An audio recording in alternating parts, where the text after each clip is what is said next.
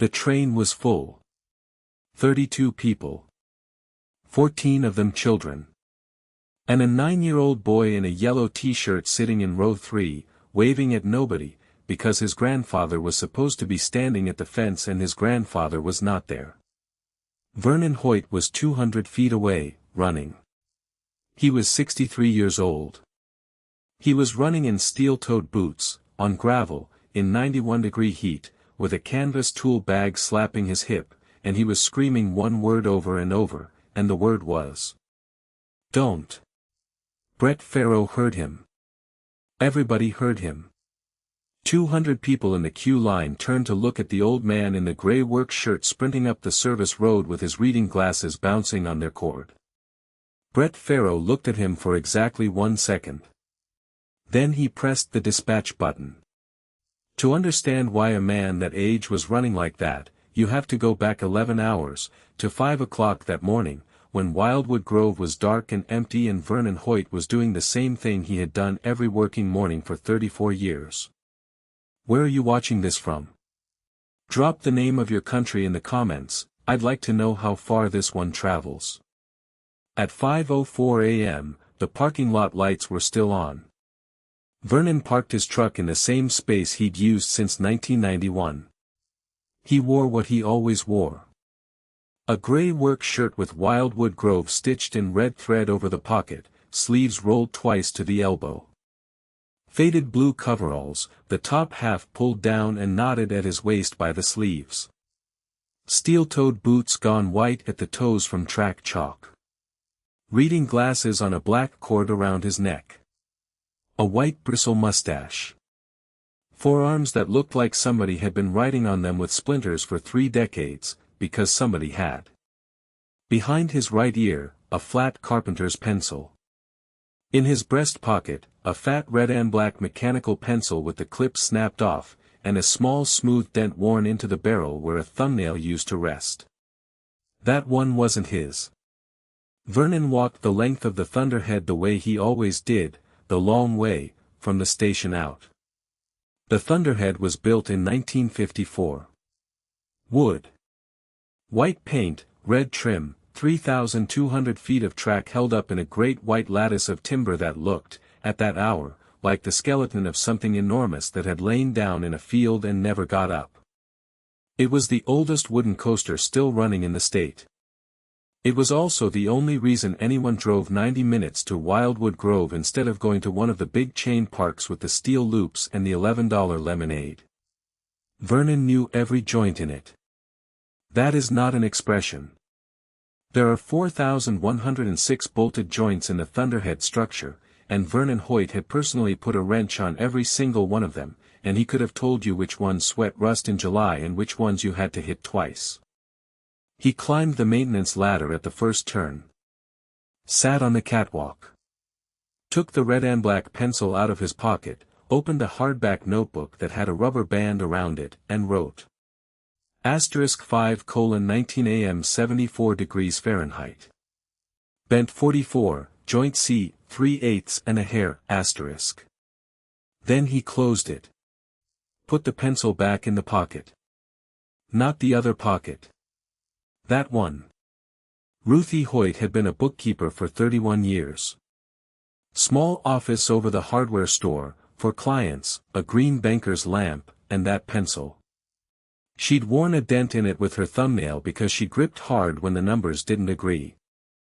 She used to say one thing to Vernon so often that he stopped hearing it as advice and started hearing it as weather. A number by itself is a rumor. A number next to yesterday's number is the truth, *. She died in the spring of 2011. Vernon had gone home at lunch to get a different wrench, and she was on the kitchen floor, and the coffee was still hot. He'd taken her pencil off the desk that night. He had written every single log entry with it since. When it ran out of lead he refilled it. He'd refilled it 400 times. He'd never once used a different pencil for the book, and if you had asked him why, he would have given you a shrug and a technical answer and neither would have been the real one. At 6:40, Nia Prosper found him under bent 44 with a mirror on a stick. Mia was 19. Red and white striped ride-up polo, straw boater hat over her braids, orange lanyard with a whistle on it, black high-top sneakers she was absolutely not supposed to wear on a ride platform. She had been at Wildwood Grove for 11 weeks and had already asked Vernon more questions than the last 4 operators combined. "You're down here early," she said. "I'm down here on time," Vernon said. "Everybody else is late." "What are you looking at?" He handed her the mirror. Bent 44. Joint C, look at the seam where the timber meets the plate. Don't look at the wood. Look at the paint. She squinted. It's cracked. A little. Paint cracks when the joint moves. Wood moves when it's loaded, that's fine, that's what wood does. But paint doesn't heal. So the paint remembers everything the wood's ever done. He took the mirror back. That's a hairline. On its own, a hairline is nothing. Every joint on this ride's got paint cracks. So it's fine. Vernon looked at her over the top of his glasses. A number by itself is a rumor, he said. At 8 o'clock, Brett Farrow's car came through the gate. Farrow was 34. Charcoal suit, no tie, white sneakers, black corporate lanyard, hair combed back wet. Meridian Leisure Group had bought Wildwood Grove 14 months earlier and sent him in as Vice President of Park Operations, which was a job title that had not previously existed at a park with 1 wooden coaster, 1 carousel, and a corn dog stand. He had a phone in his hand at all times. Not sometimes. Always. Vernon had once watched him take a phone call, end it, and immediately look at the phone as though it might have more. Today was Founders' Day.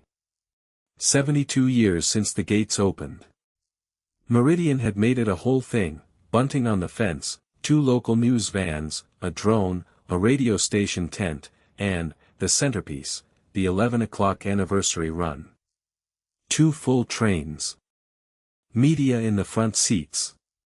Live on 3 feeds. Vernon was waiting for him at the office. "Mr. Farrow. I need 10 minutes. You've got 4. Vernon put the notebook on the desk. Opened it to a page with a rubber band holding it. He'd tabbed it the night before. Bent 44, Joint C. It's the outboard leg on the second turn, right where the train's still carrying full speed off the first drop. I've been measuring the seam on that joint since 1992. Okay. In 92 it read a 16th. Right now it reads 3/8 and a hair. That's a 16th every 4 years, steady as a clock, and I have every one of those numbers written down." Farrow glanced at the page for perhaps a second and a half. "Did it pass inspection?" "It passed every inspection it ever had." "Then. That's the problem." Vernon leaned in. "An inspection is 1 day. 1 day says 3/8 and 3/8 is inside spec, so a man writes pass and goes to lunch. 34 days across 34 years says it's opening. Slow. But it's opening, and it only opens on the hot days, and it only opens when we're stacking. Stacking. 2 trains on the circuit at once. Second train sitting on the lift while the first one's still in the block. The lift chains under load and the structures under load at the same time, and that joint takes the whole argument." Vernon straightened up. "Today's 91 degrees. Today you want 2 full trains for the cameras. That's the exact recipe. It's the only recipe." Farrow set his phone face down on the desk, which was the most attention Vernon had ever seen him give anything. "Vernon. I've got 2 news trucks, a drone permit, and a regional director flying in. What are you actually asking me for?" "1 train. Just today. Run it single train, put your media in the front seats, they'll never know the difference. Then let me open Joint C tonight when the park's closed and look inside the plate. And if it's fine. Then it's fine and I'll have wasted a night, and I've wasted worse. Pharaoh picked the phone back up. No. Vernon didn't move. Say that again. I said no. Pharaoh was already walking. Look, I respect the tenure. Genuinely. But this is a feeling. You've got a hunch and a spiral notebook and a paint crack. I've got a compliance file that says this ride passed a state structural inspection 11 weeks ago. He pushed the office door open into the heat. Nobody rides on your feelings, old man.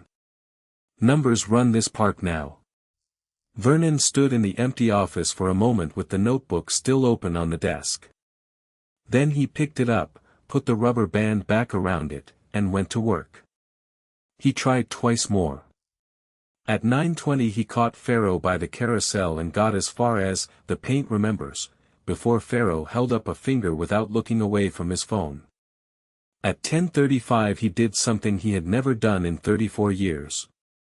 He went up to the operator booth, and he told Nia Prosper not to dispatch the second train. Nia's hand was on the console. Her jaw was tight. Vernon, I can't just. You can. You're the operator. The operator holds the train. That's not a rule I made up, that's in the book they gave you week 1, page 9. He'll fire me. He might. She looked at him. 19 years old, boater hat, whistle, 11 weeks on the job. Then she took her hand off the console and folded her arms. Pharaoh came up the platform steps at 10:52 with a producer behind him and found the second train sitting empty in the transfer track and the queue backed up to the corn dog stand. What happened next happened in front of roughly 200 people, and 11 of them were filming. Why is my second train not loaded? I'm holding it, Nia said. On whose instruction? Vernon stepped forward. Mine. Pharaoh closed his eyes for a second. When he opened them he was smiling, and the smile was for the cameras and not for Vernon. Okay. Vernon. Radio. Mr. Pharaoh. Give me the radio. Vernon unclipped it from his belt and handed it over. Pharaoh took it, and then held out his hand again, and Vernon took the park badge from his shirt pocket, the one under the red Wildwood Grove stitching, the one with a photograph on it from 1994 in which he had brown hair, and put that in Pharaoh's palm too. 34 years, and I have to explain to a regional director why the ride's down on Founder's Day because a maintenance guy had a bad dream. Pharaoh turned to the crowd, arms out, showman. Folks, I'm so sorry. Small technical delay. We're loading right now. 2 security guards in yellow polos came up the ramp. Walk him to the gate, Pharaoh said. Nia, load it, or take his walk with him. Nia Prosper loaded the train. Vernon didn't fight the guards. He said one thing as they took his elbow, quietly, not for the crowd. Don't stack them. Please. Send them one at a time and I'll get in the truck myself. Pharaoh was already looking at his phone. The guards walked Vernon down the exit ramp and along the fence, and that was where he saw the yellow t-shirt. Micah was 9. Vernon's daughter Rennie dropped him at the park most Fridays in the summer because Vernon was there anyway and it was cheaper than a sitter. The boy had been counting down to Founder's Day for a month. Row 3. Right side. He'd picked it out on a napkin. He was already in the train. He saw his grandfather being walked along the fence by 2 men in yellow polos, and his face did something complicated, and he waved anyway, because he was 9 and he'd been taught to wave. There is a moment where a person stops being a 63-year-old man with a bad knee. Vernon pulled his arm free and ran. The guards shouted. The crowd turned.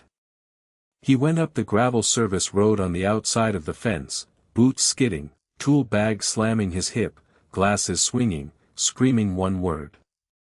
Don't. Brett Pharaoh looked at him for 1 second. Then he pressed the dispatch button, and the first train rolled out of the station toward the lift hill with 32 people on it. Here is what Vernon Hoyt did in the next 40 seconds, and it was not brave and it was not dramatic and it saved every one of them. He did not run toward the train.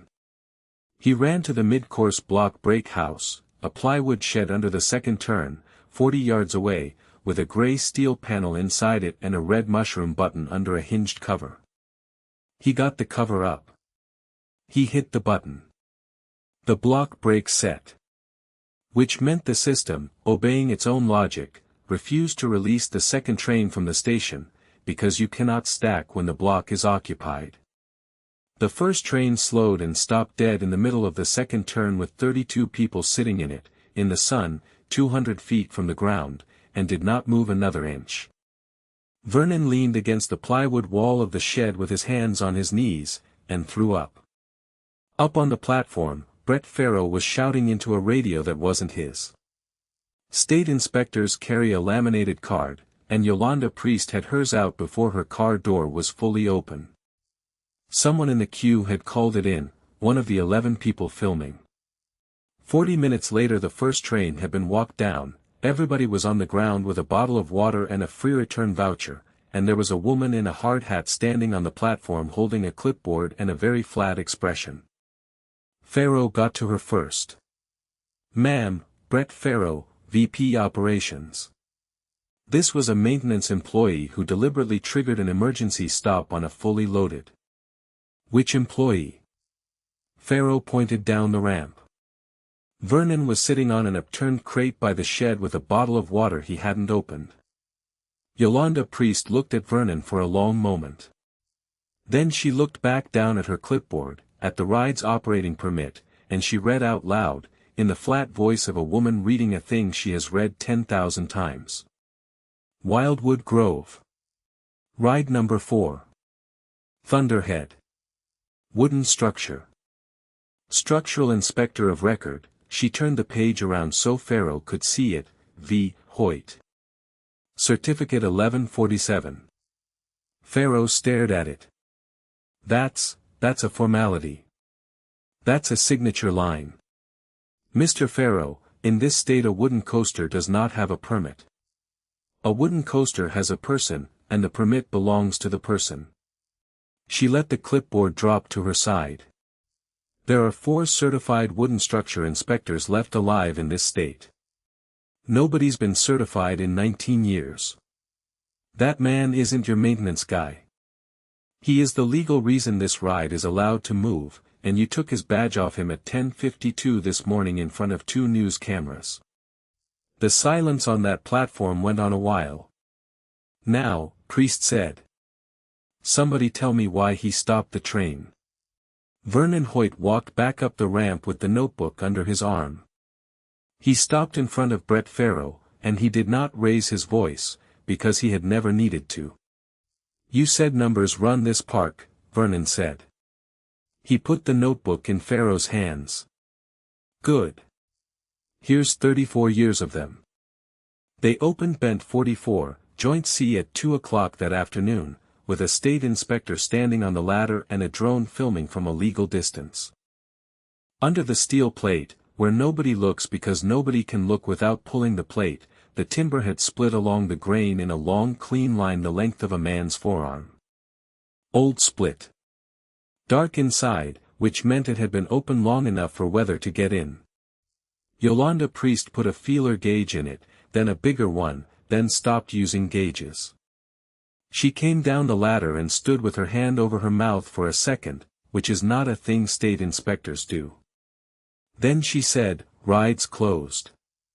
And it was closed 40 minutes before I got here, by him. Here's the part nobody expected. At the state hearing 3 weeks later, they put the notebook up on a screen. 34 years of one man's handwriting. Date, time, temperature, joint, measurement. Every single entry in the same red and black mechanical pencil. The engineer they brought in from the university looked at it for a long time and then said something that got quoted in every write-up afterward. "Any one of these readings passes. All of them together is a failure curve. This isn't a maintenance log. This is a 34-year dataset, and I don't know of another one in the country. Wildwood Grove kept its wooden coaster. They rebuilt the bent, replaced 11 others they found on the way, and the ride reopened in October with a plaque at the station that Vernon asked them 3 separate times to take down. Nia Prosper did not get fired. Yolanda Priest asked her one question at the hearing, why did you hold the train? And Nia said, because he told me the paint remembers. She's an apprentice now. First one in the state's new wooden structure certification program, which exists because of a spiral notebook. She'll be inspector of record at some park in about 6 years, and she has her own book, and Vernon made her buy a hardback because spirals fall apart. Brett Farrow was suspended, then moved off operations. Not fired. Meridian wanted him gone, and Vernon, to the genuine irritation of several lawyers, asked them not to. Why? Rennie asked him. Because firing him doesn't teach anybody anything, Vernon said. It just moves him to a park that hasn't met him yet. Farrow came back to Wildwood Grove in November. No suit. Jeans, a park fleece, no lanyard. He found Vernon on the catwalk at the first turn at 5:20 in the morning in a gray work shirt and knotted coveralls and white-toed boots, with reading glasses on a cord and a carpenter's pencil behind his ear. He stood at the bottom of the ladder for a while before he said it. Can you teach me to read it? Vernon looked down at him. Then he reached into his tool bag, took out a pencil, and dropped it. Farrow caught it. Bent 44, joint C, Vernon said. Write down the temperature first. Always the temperature first. And write it down even when it's the same as yesterday, especially when it's the same as yesterday. That's the entry everybody skips, and it's the only one that means anything. Why does it mean anything if it hasn't changed? Vernon opened the hardback notebook. Took the red and black mechanical pencil out of his breast pocket, the one with the clip snapped off and a thumbnail dent worn into the barrel, and held it a second longer than he needed to before he wrote. Because a number by itself is a rumor, he said. And a number next to yesterday's number is the truth. The sun came up over 3,200 feet of white timber. The old man wrote the date.